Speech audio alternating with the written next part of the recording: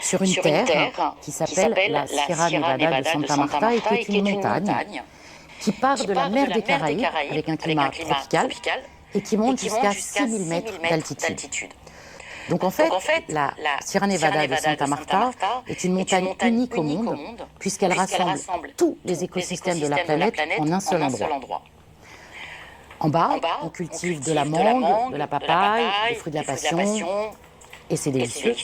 Et plus on monte, plus dans les étages thermiques, ils vont cultiver de la pomme de terre, des oignons, des radis, non pas des radis, des bêtises. Reprenez-moi, j'ai le droit de dire des bêtises. Et des choses qui correspondent à ces étages thermiques. Et entre eux, ils font du troc. Il n'y a pas d'argent, on va y revenir. Ils font du troc et ceux qui cultivent les pommes de terre et les oignons échangent avec ceux qui ont des tomates et de la papaye ou de la mangue. Alors cette montagne, elle est assez intéressante parce que, isolée comme elle est, elle a 300 millions d'années. Pour vous repérer, la cordillère des Andes, qui descend après le long de l'Amérique du Sud, a 15 millions d'années. La Sierra, 300 millions d'années. Donc c'est une très vieille montagne. Elle abrite aujourd'hui encore 7% de la biodiversité mondiale, donc une terre qui est très riche. Et comme on l'a entendu tout à l'heure, pour les Kogis, c'est le cœur du monde. Et leur mission, c'est de préserver l'équilibre de la planète Terre. C'est une sacrée mission quand même. Et ils se nomment gardiens de la Terre. Ça va? Vous me suivez toujours? Oui. Je vais vous lire rapidement. Si ça ne va pas, vous me dites. On échange. Je vais vous lire rapidement ce qu'ils disent. Et là, ce sont leurs paroles que je prends. Pour nous, la Sierra Nevada n'est pas simplement un territoire. C'est le cœur du monde, de la vie. C'est comme un corps vivant. Nous considérons la Terre comme un grand corps humain. Donc, si vous enlevez le foie, c'est-à-dire le charbon, le sang, c'est-à-dire le pétrole, le système pileux, c'est-à-dire les arbres, à un moment, la mère Terre en aura assez de souffrir. Et elle va balayer tout ça d'un revers de main. Ce n'est pas la Terre qui va disparaître, c'est nous.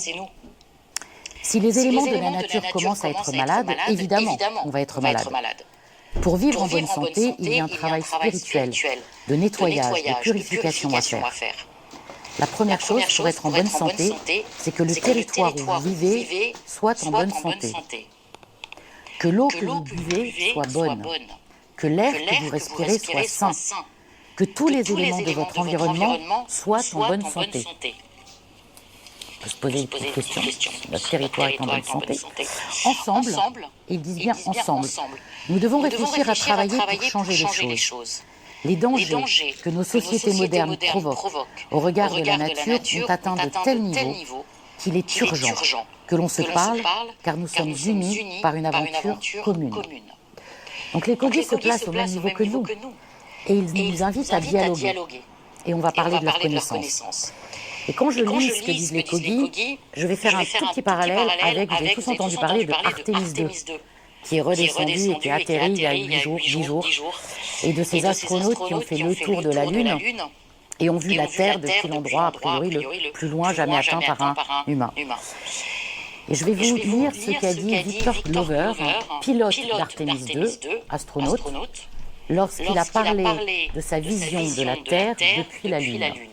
C'était il y a 8 jours peut-être. Je vois concrètement ce que les anciens ont toujours répété, que la Terre est une seule chose, un vaisseau au milieu du vide noir interstellaire. Au milieu de rien, il y a une oasis où tout est interconnecté. Ce n'est pas les Kogis, c'est un astronaute qui dit ça il y a 8 jours. Et en fait, je pense que petit à petit, des gens un peu ouverts, qui voient d'une autre manière notre Terre, se mettent à réaliser peut-être ce que des peuples nous répètent depuis très longtemps. Alors, d'où viennent-ils, ces Kogis? Eh bien, ce sont les